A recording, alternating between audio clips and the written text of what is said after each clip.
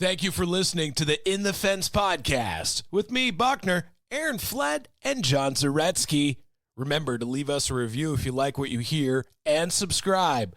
If you don't like, try again next week. We'll be better, I promise. Some quick notes before we get started. This podcast may not be suitable for some children. However, if they grew up around a racetrack, they're probably fine. Race season is almost upon us here in the Northwest. We are less than 1 month away from Test and Tune at South Sound Speedway. That's going on March 14th, the 21st, and the 28th. And you can always check out their full schedule at southsoundspeedway.com. Now let's get on with the show. It's all in the fence. That's massive. That's massive. Welcome to episode 2, Hot Mic. That's the name of this episode, I think. We are here, Buckner, John, and myself. Hey. We had a great show lined up for you guys today. Anything you want to add on the beginning there, John? I don't know. We got our first episode. What do we call it? Released? Released. In the can. Launched? Definitely. Yeah. What would you say, Buckner? It was memory-rific. Hosted? Yeah. And Posted and hosted. Yeah, I mean, obviously, was there as much interaction as I wanted? Well, no, man. I want the world. Yeah. But it was good, though. There was good. Yeah, it was good. And so I was thinking about it. It's like, I think it was a pretty good show, at least as far as like entertainment and humor. Got some insight from some friends that I didn't even think would listen to it from the racing community, and that was cool. And so it was cool. So I don't know. I don't know how you can make the next one better, and I feel like that's how it's going to go every time. So. Let's hope. But does it have to be better every single time? Raise the bar every time. You guys are so competitive. You don't go to the racetrack and say, 12th will be good enough today.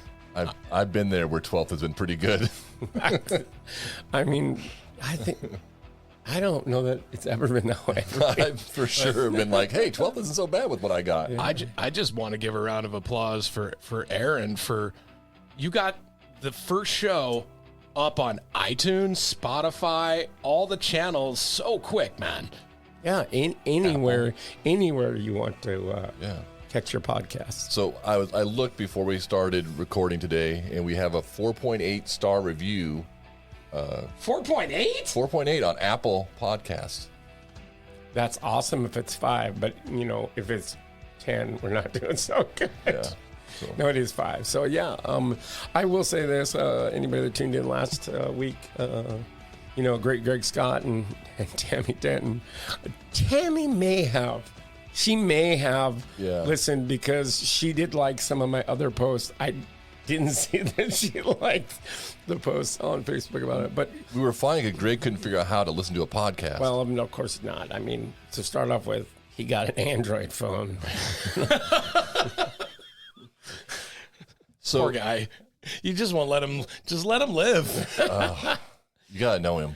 Yeah. So I want to start off today's episode with something about Buckner. So you came.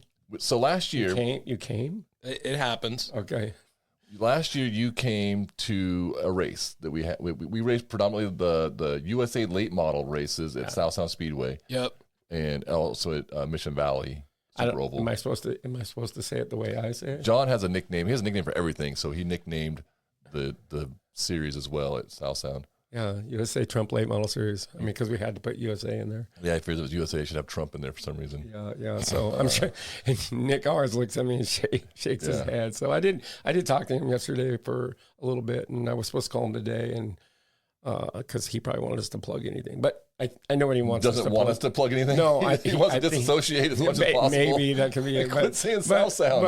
But the plug is we're really and we are we're really wanting to push. I mean, all the classes in the Northwest, but the Crown Stocks at South Sound Speedway are going to be that is amazing. on my list. That's going to be amazing. So anyway, Buckner. So Buckner went to a race. Like that was your first time, right? Going to a race. Yeah. And well, it wasn't like my first time out to like a racetrack, but it was my stock first car time race. Watching you race, which was Kind of crazy to think about because we've been friends for like 25 years and I've never once like seen you behind the wheel. Like I knew I'd seen the cars. I've been to the race car shop.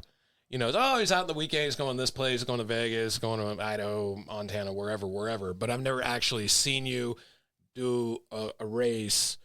And that was wild. Yeah. It was wild how fast they go. I was trying to think about that yesterday or today. Like, did you go to 1 or did you go to 2? You went to 2, I believe. And I remember the first, so that's why I wanted to ask about. The first time I went, the experience wasn't as good. The second time, we had to talk about the ledge to come to the second time because what had happened the first time, John? I yelled at him a lot.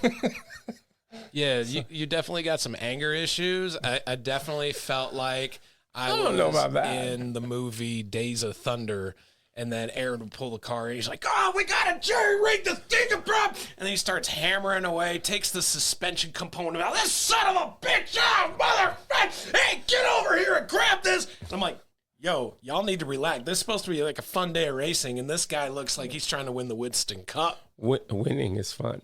Yeah. Winning is fun. Yeah, no, I mean, and we were at that Hornet race here a couple weeks ago, and my boyfriend, It's podcast official now. Yeah. I think he said it was okay. He listened to the podcast and he approved. So. Okay. So,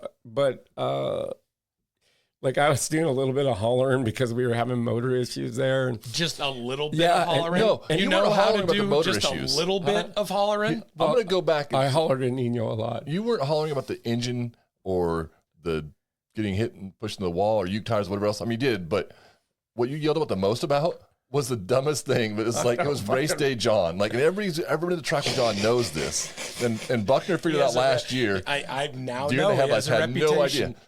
You were mad because Quentin was talking to your mom on the phone about directions. Oh, that's what it was. Nothing race related at all, and he was losing it.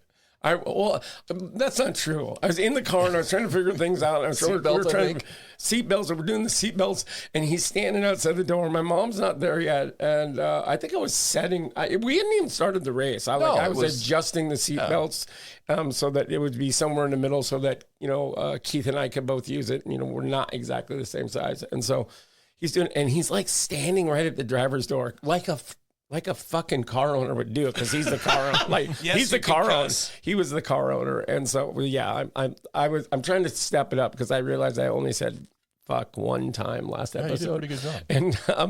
And so he's standing there, and my mom's trying to figure out, because they moved the back gate or whatever for whatever reason, and for that race, and I was like, and he's like trying to explain it to her. I'm like, she's been to the racetrack, 5 billion times, right? And I'm just like, I told him to fucking hang the fucking phone up and let her figure it out.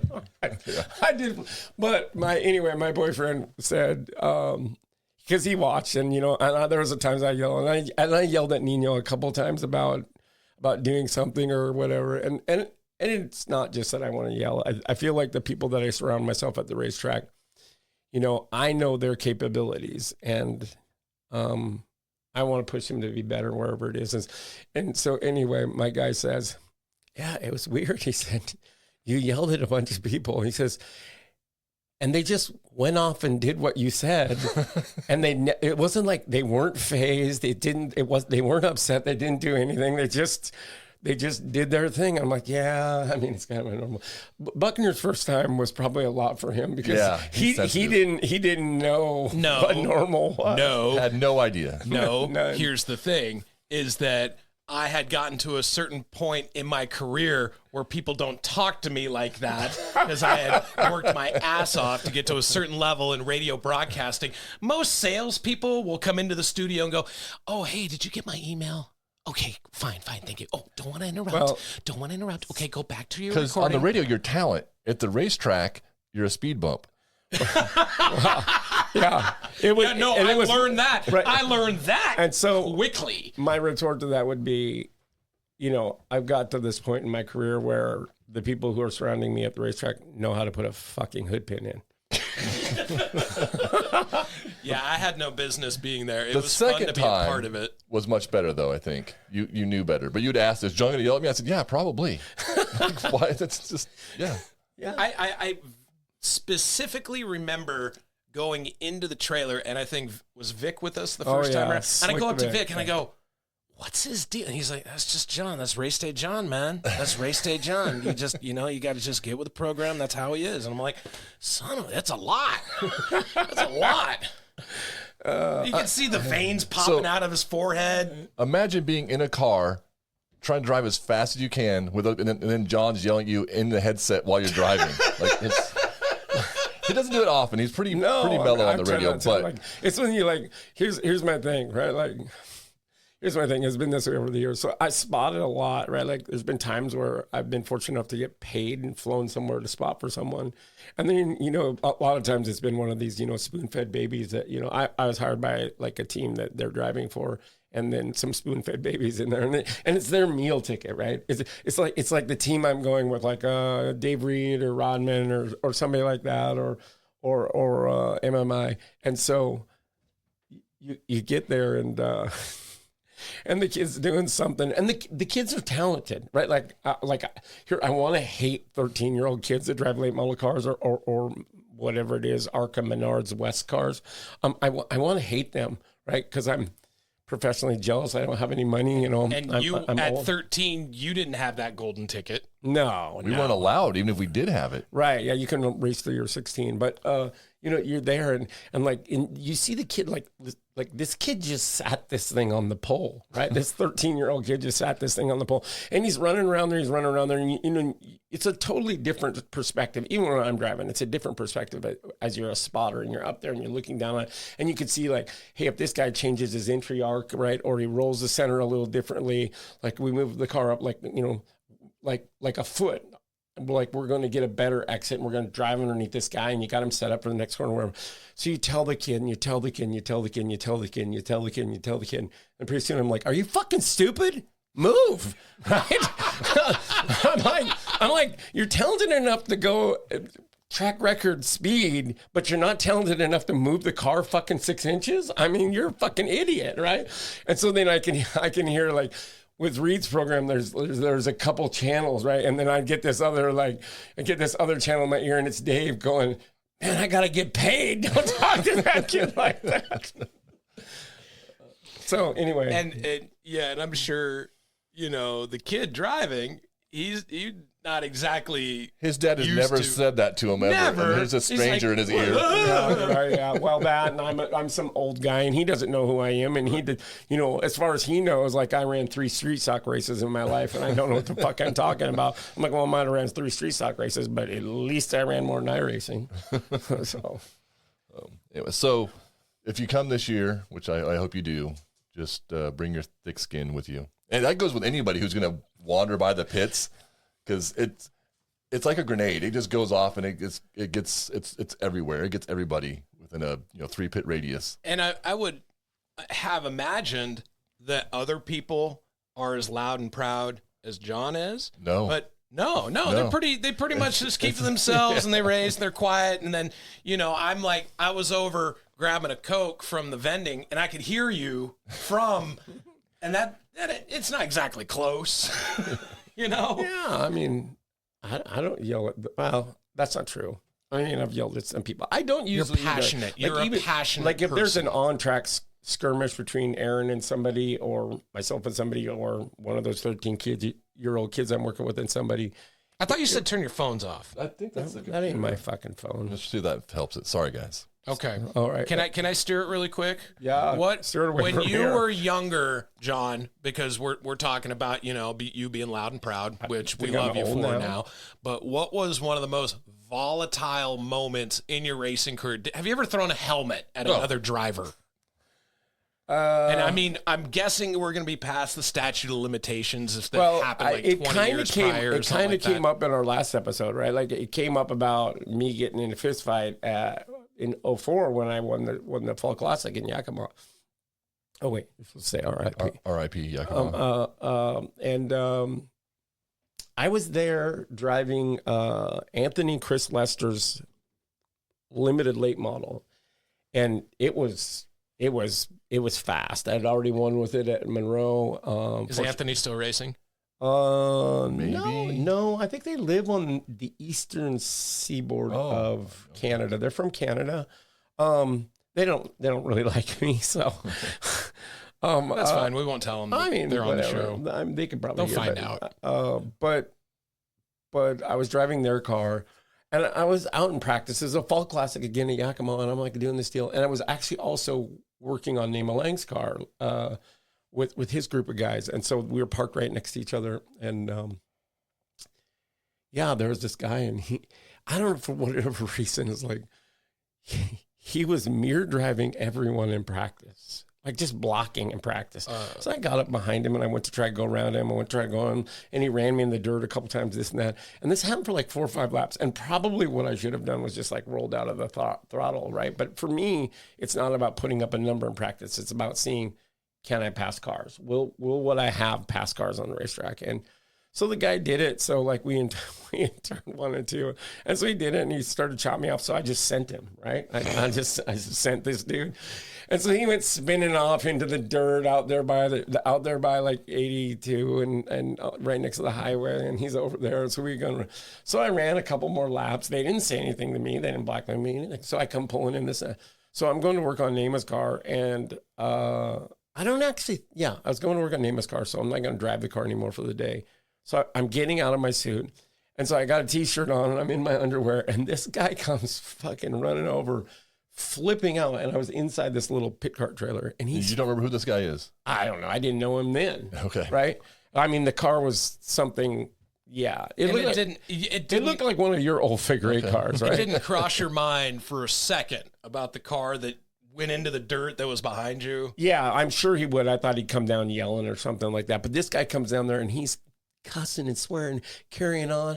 And he's like, where's this guy at? Right. And at this point, like, I'm in my underwear, and I'm like, oh, I'm going to tell this guy where I'm at. So I just hopped out the door of this little trailer. In your tighty whities? I don't wear those, but yes. And then he comes over, and he does something like lunges at me. So I knock him in the teeth, right? And I knock him in the teeth. And I'm getting ready to get another grip on him, right? Because he jumped up on the back of the car or something. And before I could get him, your race car? Yeah, on the trunk, right? And so now it's on, right? I'm just getting ready to go after him again, but I did get one lick right in his teeth, right? And Nema came sliding through there, grabbed this guy, hit the ground, and he must have hit him 5 or 6 times before we all drug him up. And then the official showed up. There was already some drama with this guy, apparently with the officials. So they threw him out. They threw him out of the track. The police escorted him out. I'm like feeling like a hero. And then he's there with this like 10-year-old, he's there with like this 15-year-old kid and I think his girlfriend. And they got an open trailer and a pickup, and they won't let this dude back in. So these kids got to load all this shit out and get it out of the track anyway. So some local problem. I don't know if that was my most volatile moment. There's been a lot of them. Was it Nema's most volatile? Because I've never seen him be that angry. No, we don't. We're not going to talk about Nema's volatile moments, right? Like, because him and I are friends, and we're not going to bring up some of those because I don't think he's super proud of those. Okay. Yeah. We'll have him on the show. He can bring them up if he wants. Okay. Then. I wanted to ask you about going back in the Wayback Machine past 2004, past the Fall Classic. Apple Cup or Fall Classic? That's Fall Classic. Fall Classic, yeah. Your first foray into late model racing. How that came about. My first race or my first late model? Because the first 3 cars I never raced. The first race. Your first late model race. Let's see. Like, how old were you, and how many street stock races had you ran at that point? I was like, what's the difference between a street stock and what did you say? Bomber. Nothing. They're the same. It's just they changed names. Okay. They changed names, and they've evolved. In the early days, bombers were basically Hornet cars, but with V8s. Yep, they were badass. I had a 1970 Dodge Challenger. It was. I ruined a lot of them. Ruined a lot of cars. Cut a lot of them up for parts. I mean, statute of limitations. I stole a couple of them. I really wanted one of those spoilers. That's on the Declan. I didn't have one of those. Factory spoiler, because you could only have a spoiler if it was factory, because they kept making one and they kept making me take it off. This is a sidebar. And I was in Potosis in Marysville, and there's one sitting outside. And I thought, I don't really need the mounting bolts because I'm just going to rivet this thing on. So I just grabbed it as we were walking by and just ripped it off. Earlier in my life, I might have made a lot of mistakes. Oh, I got to put a note in for a future episode. I just thought of a new. Oh, no, I don't know who the guy is. No, not that. Just another. It was terrible. Yeah. I got something else that, got you in Okay, trouble but my as a youth. first one was when I was in high school, I got hit by a drunk driver, and I broke my back. And I was in Providence, Everett for some time, and they cut me open, put some rods in there, told my mom I was never going to walk again, all this blah, blah, blah horse shit. And so then, like, I wonder if doctors do that just so people have like a cool story going forward. They always just like say the worst things possible because like in the Olympics, like right now, it's like somebody who's like so messed up they were never going to ski and then they just won the gold. And this doctor's like just laughing because it's like, that kid was fine. I think they say it because for litigious reasons. Yeah. Right? But anyway, so long story short, house money at that point. Yeah, long story short, like so I was like, I think I was 18 then, and I was like, so it was like 2 or 3 years. So there was a settlement, right? And not enough, but I was a dumb kid. So I'm like, let's just give me the money. Just give me the money. And so I think I got, I don't care. I'll say the numbers. I think I got, by the time I got done with the attorney and all the BS and the paying the doctor's bills out of it and, that's who got the most was the hospital. Yeah. And then, so I think I had like $42,000. Wow. In 1990. It was 1990. No. It was 1994, I think. No, because you were 18, you'd be like 1990. Yeah, that's 90. But then I didn't get the money for like took 3 a or long 4. time. Yeah, it was like 3 or 4 Okay. years. I remember, sidebar, I remember I went to Seafirst Bank, which is Bank of America now, in Marysville. And I walked in with this check, this cashier's check. And I said, I handed them, and they go, what do you want to do? I'm like, I didn't even have a bank account then, I don't think. And I said, oh, I want to cash it. And they're like, what? I want to cash it. I want it all. We're doing this. We don't think we have that much cash here. So anyway, I sat there for like 3 hours while they came up with the cash. Anyway, so I took it, and there's a guy named Steve Olson, and well, it really started with. Also, can I back up really quick? Yeah. I'm not really a big gambler. I don't really work in the world of cash. But what was it like holding $42,000 in cash? Two pockets full, right? two pockets full, because at this point, it's like 1994. And did they give it to you 1995, all in $100 bills? It was a combination of 100s, 50s, and 20s. Wow. I did ask them because, I was a stupid kid. Can I get $1,000 bill? We don't have those anymore. They quit making those. Yeah, 1994. What about a $500 bill? Yeah, so and I'd already made a deal with a gentleman named Dan Cannell. And like we'd made a deal. I was buying this Port City car that he had, pretty badass Port City car, and that Sean Fitzpatrick had drove a couple times. So in 95, would that still have been a stock clip car? No, it was a tour car. Okay. Yeah, this is the Northwest Tour is kind of like not the beginning of the end. It was. It was like On for another 5 years or so after that. Yeah, 5 or 6 years, but it was the heyday still, and so I was going to buy this car. We made a deal.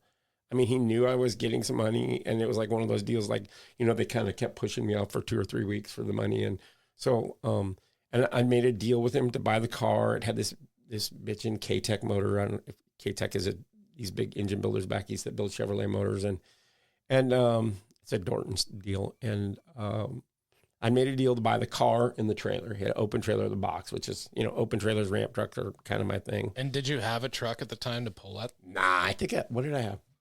Suzuki Samurai. It was awesome. No, I didn't. But I hung out with a friend who I'd worked on his race car a lot, and I'm not gonna lie. I could just tell y'all who it is. A lot of people could figure it out. I'm just trying to go out of my way of saying who it is and trying to go out of my way of, saying where he owns and saying where I work, just because I might have a little bit of, I have a taste. Animosity a bit? A taste, yes. Wait a second. Was it Aaron? No, I have a taste there too. For the record, John's never tasted. I just have a taste. So you do life with people yet. for a long time. You do life with people for a long time, and when something goes wrong, then there's a taste.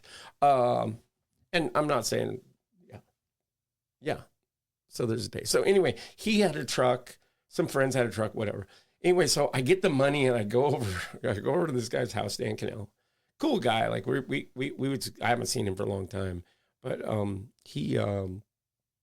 there at his shop, which was right around the corner of where I hung out in Clearview at the time. And so I got there, and his rig's there, his car's there. And so I'm knocking on the door, and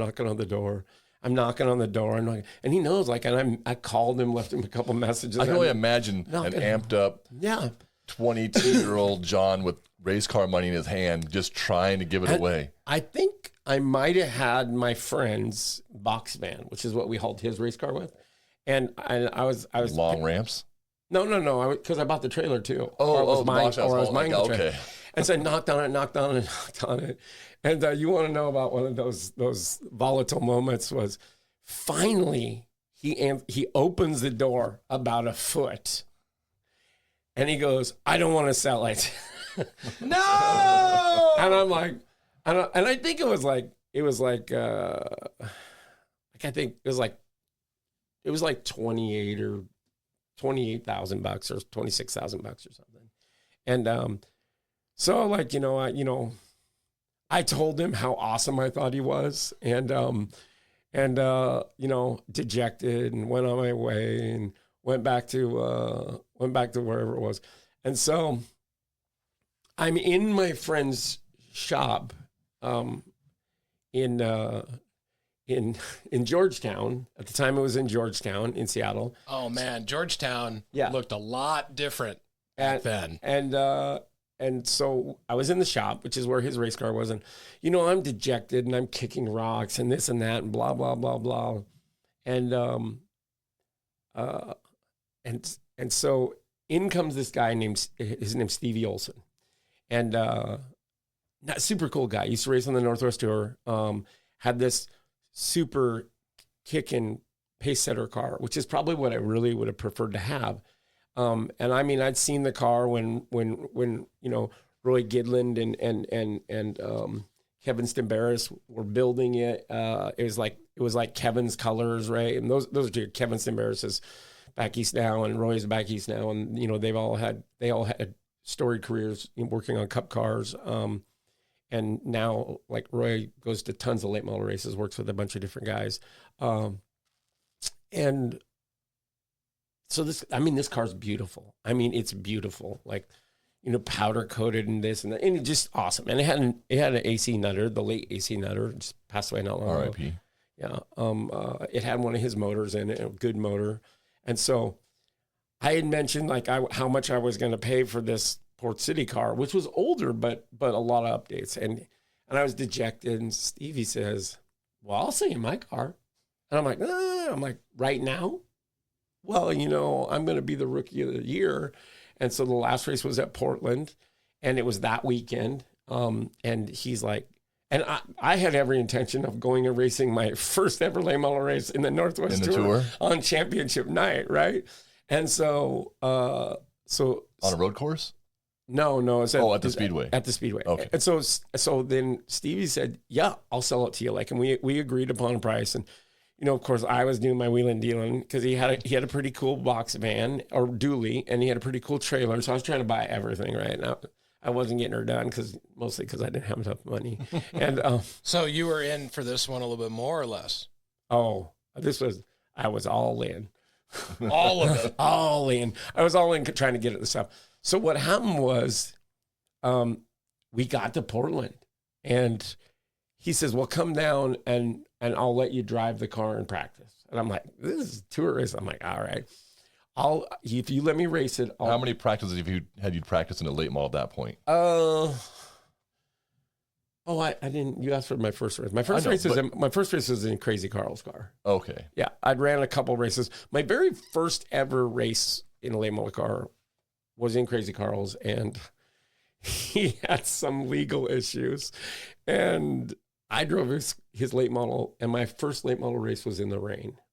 Oh, back when they still did that. Yeah, and I finished third, and then I ran. I should have told you all that. My brother's going to be mad because I'm totally off topic. I'll sidebar back to your real question. Story hop, and then yeah. Yeah. My second race was my dad ran a fall classic. The car had some broken headers or some cracks in the headers, so it would get extra hot inside or whatever. And Crazy Carl kind of a little bit of a pansy and whiner when it comes to like heat or whatever. And so is that why you like hot so much? Because your dad doesn't? Maybe you're just like, or yeah, maybe I'm all about everything opposite of Crazy Carl. Right. So he runs this race and he's so hot. We're filling up a cooler with water at the track, and he'd come in for pit stops, and we just pour it in the window. Right. This is the car that he went as far as like oval track. This is the car he got from Kirk Rogers. He won all these races with. I mean, he's a pretty badass Howe car. And so finally he comes in and he said, and I ran my street stock. Gen 3 body car, Camaro body or Firebird. Firebird, yeah. I'd ran my street stock there. And so he comes in and he gets out and I'll quote, "I'm fucking done with this thing. If you want to fucking drive it, you can get in it." I'm like, I'm in. Didn't tell you twice. Didn't tell me twice. I put my suit on, got in this thing, went racing, and we were laps and laps and laps and laps and laps down. But probably all the water pit stops. Yeah, well, yeah. And then the fall classic was 200 laps. Oh, wow. So we probably finished, I don't know, 150-ish laps. I don't know. And I just drove around. My dad kept saying to me, whatever. And so the next weekend we went to Port Angeles Speedway. Yeah. R.I.P. I was waiting for that. And he's going to let me race the car. Like he's racing. Like the whole race. The whole race, like the whole weekend. And my brother went, half guy went, and he said, and he had a car that he'd bought. He'd tell you exactly. It was like limited. It was a limited late model. And I drove it it was a limited late model. I don't remember. But he raced in the race as well. Like one of the few oval track races that he raced. And first time for you two to race together, probably. First time we'd raced figure 8 cars together before at Spanaway Speedway. Got it. Wednesday Night Fever. Yeah. R.I.P. Good job. I thought he was going to miss that. So anyway, he was running, and I was running. And so here's the thing. Like everybody thinks Crazy Carl's this super cool, funny guy, right? And like everybody's like, oh, you got your racing or something. My brother and my mom got me racing. I mean, my mom forced my dad to make sure that I raced, and my brother bought me my first race car. But so I went out and I raced. Well, my dad wouldn't let me get new tires. So I ran on the same tires that he ran the Fall Classic on. The 200 laps? Yeah, 150-ish, right? So I was heat cycles on them? Yeah. So I was I think it was second or third quick time. It sounds dangerous as hell. For me, like not knowing anything, that still sounds dangerous. Yeah, you don't really know anything. But you will. And so anyway, Mike Barrett was there, and I believe he was still in that car that he got from Joe Rudman, and I think that's where it came from. And Monty English was there, and Port Angeles was Monty English. If you went there, and he was like the best guy there, and so I ran this race, and I ran second to Monty English all night long, just beating the heck out of his back bumper. And I'm like, I thought I was a hero, right? We're doing this. And I finished second. And I do remember thinking, I don't know what I'm going to do with him, right? Like I can't get by him. I was faster than him, but I had no idea how to get by him. I had no idea how to race this guy. And all my dad said was a couple times, was like, when you come out of turn 4, don't just push the gas straight down. You got to figure out how to drive it. And I spun that thing out in practice like 3 times. And so I ran the race, but I remember coming off of turn 2, slowing down, moving up a groove because we were lapping my brother so that I could bump him, and then getting back in line, and then running back down. And that's how good we were. I ran him back down. I ran Monty back down. But it wasn't that I didn't know how to pass him without moving him, and my fear was if I move him, I'm going to wreck him. And then everybody's going to hate me. I'm going to get beat up. I'm just this young kid. I'm like, I think I was 16 then. And 16, 17. And so there. And then it sucked so bad for him because first thing that happens is we get out of the cars and Monty comes over and he gives me a hug. And I barely know him. And he's, good job. Mike was there and it was cool. And Monty looks at my dad and said, man, that was fun. If you'd have bought your kid tires, I'd have been effed, right? And I'm like, I hated my dad for like a week. He was so mad. What could have been? Like, what could have been? Anyway, I feel like we did this a lot. I bought this car. That's how I had my first race car. It's like one of the 2 race cars I owned. So now you're in Portland with. I'm going to have your own car. Yeah, I'm there. I'm going to drive it. Gib Repass. Who? Gib Repass, former director for NASCAR Northwest Tour. No. RIP. Okay. I'll take your word for it. Great old guy. Spent a lot of time with Gib over the years in the trailer after the race, in the NASCAR hall after the race. Okay, I wasn't sure it was a drinking thing or a sex thing, or it was you were in trouble thing. Okay. He was always cool, right? Like it was cool. Sidebar. Eric's like, how many sidebars are going to do?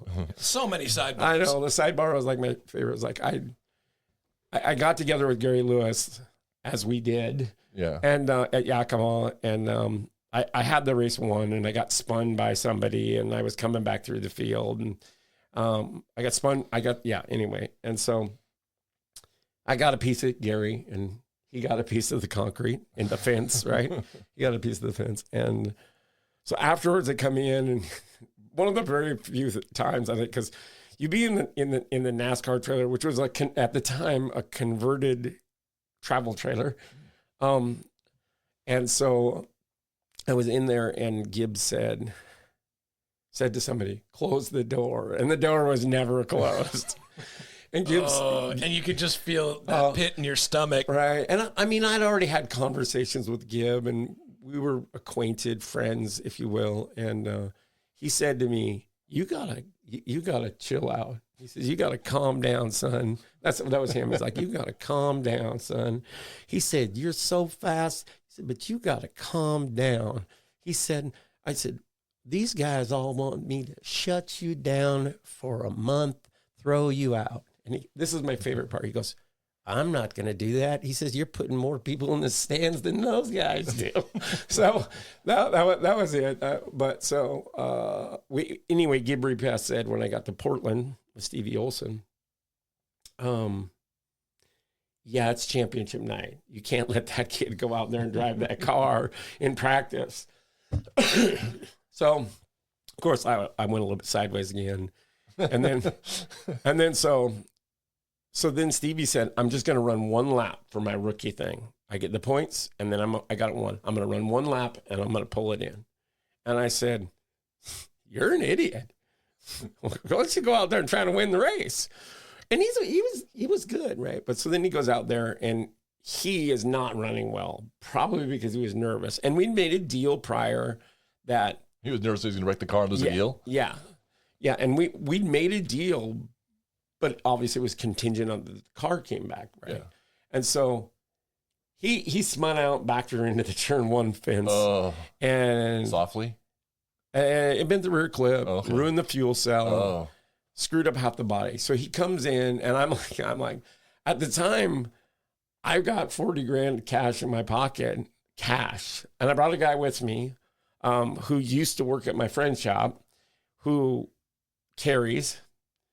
And so he's got the cash. Yeah. And so then probably where I made one of my bigger mistakes at the time too was I'm standing there. I still want to do this deal card. And Garrett Evans says, right after we solidify the deal, Stevie, after he comes in, Garrett says, I'll sell you a car for 40 grand. And I'm like, first off, it's blue. Second off, it's grabber blue. Third off, it's got a black hood. Right. Yeah. Fourth off, it's a Ford. Yeah. Right. And so, Are these good things or bad things? those were great things, right? They're still great things. Yeah, they are still great things. Everything. Yeah. It's just hard to tell because I'm like, I think he likes all those things. Yeah. No, I do. And I'm a huge Garrett Evans fan. But so what happens is Stevie comes running up before the wrecker's even there with the car, right? I have a certificate from 5-Star for a complete body. I'll give you the certificate. And I'm like, let's see how bad it is. He goes, I'll buy you a brand new fuel cell. I'll go over to Northwest Racing to Molina right now, and I'll buy you a brand new fuel cell. So it got there, right? And then I couldn't help myself. I'm like, I don't know. That looks bad. That looks bad. Oh, the shocks are all banned, right? Were they? So, yeah. Okay. Well, I mean, one of them was. Well, and for like Buckner, shocks are expensive. Well, these were pros, adjustable pros at the time. Not as much. But, I wasn't going to run them. I mean, right? To get like good shocks for my M3, it's like a couple grand. Is that what they go for? If you're running the super late, you're probably a couple grand a pop. Yeah. Per corner. Per corner? No, I think a triple adjustable JRI without a build in it, I think is probably between 50, I don't know, we don't even research time. $1,500 a shock, but yeah, close. Wow. That's crazy. So, anyway. USA late models. USA Trump late models. We have a spec shock that keeps the cost down. Yes, we do. They're junk, but yeah, they break. They're junk. Break the eye right off them a couple times. We had to weld that thing I'm up sorry, with the track. Nick. I'm sorry, Nick. They're But garbage. These Bilstein ones are garbage. We needed different junker shock than those ones. But we're doing it. Whatever. Some Monroes. Yeah, Some- 50-50 gas adjustable. I think our the ones we run in the USA late models are Bilsteins. $50 to $75 a piece. No, ain't nothing to lay them out 50 to 70. I think those I think ones with run a the kit, I think there were no. Oh, I'm talking just the shock itself. Yeah, I know, No. but the kit, the shock, it was like $1,100 for a set. Yeah. So you could divide that up. You do the math. So anyway, we're there. He ends up throwing all this stuff in. So at the same time, I'm like this, and I'm just kind of standing there, like I do when I'm negotiating. And then there's scales. Were you ever not a negotiator? No, never not. Scales and radios and this and that. And that's when I got down to like, can I get this truck and trailer out of him? Anyway, and I think I paid him $38,000 for everything he had except for his toolbox, his trailer, and his truck. Plus I got a body, I got all this stuff, but I could put and so we went home and Sunday afternoon, I had already put a rear clip on it in my friend's shop, and I'd already picked the body panels up before we even left there, and hauled the car home from there. So my first race in my very own car was a Fall Classic, and the nose got knocked off of it like on lap 20 in a big old one of the the big one like at Daytona, and I think I finished like 9th or something. Oh. I drove it around for the rest of the race. Still put some laps on It's it. hard on me. There's no front bumper and radiator was hanging out there. Oh, that's I like not your style. I like to run into shit. So. Anyway, I feel like this. I hijacked all of this. So No, it's good. other than Buckner and his, I don't know. No, there's no hijacking. You're the one with the stories over here. Old Ghetto W. I mean, you two are the race rats. I just like cars. You know that. I'll be that token car guy that does not race. But I mean, you guys are never going to steer me away from thinking. You want to try out the Crown Vic? You guys, Because I guarantee you there'll be a night because like I'll be yelling at Aaron about he's like not capable of running 2 classes at once. He always says that, and he's gonna needs to just focus on his late model car. So what you're saying is I need to get a fire suit. Oh yeah, we got fire suits. Yeah, he buys them like by the 3 or 4 of them on Amazon. All right. Right. If you want to get one, you should be watch this. If you need any safety equipment, I could hook you up with a guy at Race Car Supply. Well, I just want to know if I go over to Race Car Supply, would they have something that looks like what was the name of the race car in the movie Cars? Lightning McQueen. I want a Lightning McQueen tracksuit. Tracksuit? What are you? Fire suit. Are you a Russian gangster now? Italian mobster? What are you wearing a tracksuit for? Come on now. Come on. Tracksuit. A tracksuit. Are you in a ska band? Track. We're at the track. It's not a tracksuit. It's a fire suit. Okay. All right. Yes, I've also for my crown stock, I've picked my number, and I've also picked Aaron's number. Did you talk to him about that? Yes, we're not going to be revealing any of that. All right. But He said it was all good? He said it was good. They got transponders. He don't care. Okay. Yeah. So I got one I could throw in. what a Throw in the number? mix. No, for questions. Okay. We're pretty good. No, after go ahead. Talking about your first race and everything. So the year was 1986. Oh, yeah. I forgot about And this. the Tacoma Grand Prix came to the Pacific Northwest. And if you've grown up around here, maybe you had the opportunity to go to this, but I was a very small child. Were you like at that 6? time? I was like 6 or 7 years old. So the fact that they had a street course around the Tacoma Dome running NASCARs, I just remember looking at that and going, holy bananas, what would it take to get something like that to come back to racing in the streets of Tacoma? I'll read this really quick off the World Wide Web. The NASCAR Winston West Series on a temporary 1.6 mile street circuit around the Tacoma Dome. Herschel McGriff won the inaugural race known as the Shucks, rest in peace, Tacoma Grand Prix 200, which was notable as one of NASCAR's first ever street circuit events.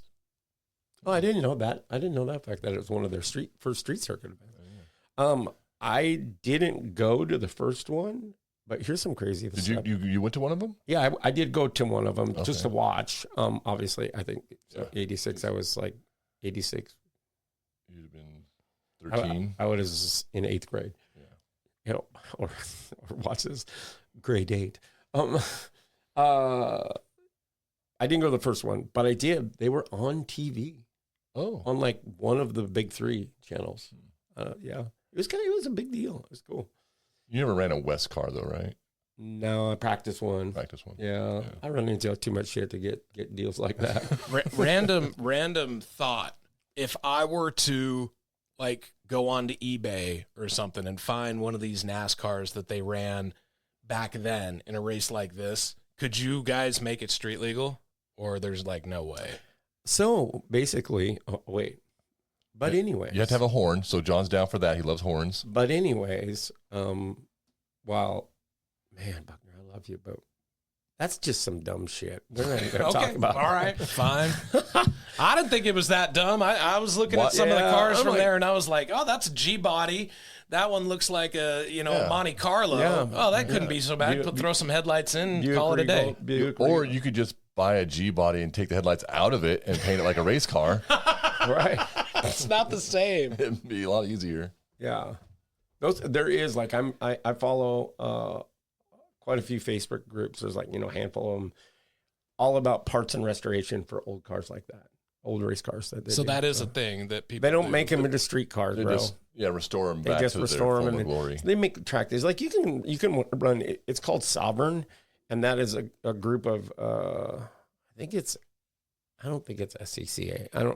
I'm not. It could be. Yeah, but it's called Sovereign, and they run vintage race cars, and they have to have a little bit of pedigree, not much. Basically, your pedigree could just be a VIN plate or some sort of plate off another car. But they road race them, like all kinds of cup cars and trucks and NASCARs and Formula cars and Indy cars. They run them all together. It's goofy. And that is badass. I don't think that the road race in Tacoma would happen again for one specific reason. Being a resident of Tacoma, and you well know too, the roads in Tacoma suck. They're not good. Well, I mean, they'd have to do a lot of road improvement that they're not already doing. They're not going to do it just for race cars for one weekend kind of thing. I don't know. Like I raced in around the Coliseum in Los Angeles in 2 Southwest Tour races, and a good majority of it was either in the parking lots, or on streets. And the street, it wasn't good. Like the transitions, like, so, like if you're in California or Arizona or wherever, and there's like it's like a reverse speed bump. So it's like a little gutter to divert water because, you know, they get these weird flash floods that we don't get here. They just get rain for 10 minutes and we get rain for 10 hours. 10 hours, right? But going through those was a handful, right? So was there a roundabout? Anyway, I don't mind roundabouts. I mind idiots that don't know how to use roundabouts. I was in Long Beach one year where they do like the Toyota Grand Prix down there by, you know, like where the Queen Mary is and all that down by the water. That course looked very, very narrow and very, very short as well. So I couldn't even imagine just cars going into the barriers or whatnot, going in the speeds that they go. But that's like a totally different thing. That's like open wheel cars. Yeah, I mean, it'd be cool. I think the logistics of putting on a street course race in Tacoma. Now, that's as far as Washington goes, that's probably the most conducive place. I mean, it'd be kind of cool to race around the Capitol, but because there is big parking lots and there is some cool streets, and wouldn't it be cool to go up McKinley up that big hill? You'd bottom out immediately, but yeah, and then you turn and you go down past that gas station, and then you drive through the parking lots of the Emerald Queen Casino. That'd be awesome. Yeah, you gotta get the Muckleshoot involved. You gotta get the Muckleshoot involved. Where the casino used to be. That's a huge parking lot. Yeah, and then you go all flying back into downtown Tacoma over the bridge, and you go up by Tacoma General. Yeah. Well, I don't even know what that is. now I don't know if they got the tracks for the train that goes. Oh, through that's there. right. That would not be great. Yeah, I should be sliding over there. Then we have to go over by the University of Washington Tacoma branch. You got more than you want to talk about, but there's something I want to talk about. Like, go ahead. No, I'm good. Okay, so here's something I want to talk about. I think we touched on it. We got about 8-9 minutes. Oh, really? It's like this is what I feel like we're trying to do with this podcast. Create some humor, that's great, but also not shy away from the controversy in racing or in life or wherever it is. And what we really felt like as we kind of drove around and did these weird, me doing social media videos during COVID as we're driving around, torturing your passengers. Yeah, torturing my passengers is the fact that bringing something more to the racing community in the Pacific Northwest and outlying areas is not shying, like I said, not shying away. It's not sanitized. Yeah, not shying away from the controversy, right? Like, because there is nothing. There's not been anything. I mean, Steve Mortland had North Sound Radio for a long, long, long time, and he did a great job, right? Like, and whether he timed out on that because of him having other interests or finding viable radio stations that would be willing to entertain it. And the constraints of terrestrial radio. Yeah, exactly. You can't say fuck. No, they frown away from that. Yeah. I've seen people lose their jobs for less. Oh, yeah. Even the Dale Jr. download, they bleep out the cuss words. Yeah, I mean, and I don't want to say cuss words all the time, but I mean, if somebody wants to pay us as sponsors for the podcast, we'll bleep out John. But it'd be one thing to like bleep out every 4-letter word that comes across these two mouths, but then you find yourself at the racetrack out in Monroe or something, and then you're like, oh, well, and there is, and it's not about sponsoring. It's not about finding marketing partners. It isn't about that. If we do, great. If this really, right, if this evolves into something better, then great. But as far as promoting motorsports and things that happen outside of motorsports, but within this world, like the people in the world, right? I mean, there's one other entity creating some sort of content around this, and quite honestly, I like the guy, but he steers away from all the controversy, Every person that comes on an episode, it's just it's a glad hand. Yeah, and that's fine, and he can be that guy, and I want him that to could be that his guy. lane. Yeah, I don't want to be that guy. I want if there's an issue, we all want to know, like, why were you an idiot? What happened here? What's going on here? Why'd you cheat? What happened with this? Like, did you mean to cheat? Is it? And then finding out, like, you dig into the truth. You know, people like, I didn't know. Like, I bought this car. It was like that. That's Aaron. Aaron says that. And like, I'm like, that's not an excuse, right? I didn't buy the car. I was let me borrow it. Yeah. So Completely legal. So anyway, finding those things, creating those things. And like, as we move, people have already asked about video, and people have already asked about, call-ins. People have already asked about, and all those things, right? Like, but none of us are IT people. None of us are. So we're faking our way through this. Buckner's been great as far as running a board, because that's his profession. Right. So that's been helpful. But you hit the one, oh, jeez. He wants to hear the horn. That's my favorite button. Yeah. So He's got to pot it up. So, it's that, right? Like, what do people want to listen to? What do people want to hear? And we want input from people too. What do you want to hear? Like, do you want to hear some, hot goss in the racing community? You're going to hear hot goss from me, right? Honest. Yeah. Every time that you come out with any show, hot goss always wins. Why is Keeping Up with the Kardashians so popular? Well, it's hot chicks, but is that it's that hot goss, baby. Yeah. And also, you can listen to a lot of shows that are just going to give you that surface level. Oh, the race is this time or this, and then that's the car, the color of the car. This is that. We love each other. Kumbaya. Yeah, you want that. You can listen to, Sirius XM NASCAR radio. Yeah. Right. And I think, like, so when we say we got, like, oh, they've only done one episode, right? They're already like that. We've tried this. We've done this. We've talked about this. We dealt with a whole bunch of IT issues, right? Yeah. Just trying to get here, right? Because 6 years of planning for this. Right. And so, it's... Not to mention that the dynamic that we have is pretty special, I'll say. Like, because when I met Aaron in college, my whole focus was, I want to be a radio DJ. I want to be bigger than Howard Stern. Now, granted, that didn't happen. And now you're have a couple of zeros in my Beach. bank account. But at the same time, here's this guy that became my co-host and one of my best friends for life. But his life story, so much different than mine. I grew up in a cul-de-sac, going to the mall, drinking Orange Julius's. Ooh, look at the pretty girls. Like, and you guys are over here like, Aaron knew how to weld when he was 10 years old. You're could not. out there John's the welder. stealing spoilers out of the back of the parking lots. Or, all these guys around. We just live such different lives that it's fun to have the culmination that we all love the idea of race cars, sports cars. For me, I like different things, but to listen to the stories that you guys have been a part of, that is just a wealth of knowledge.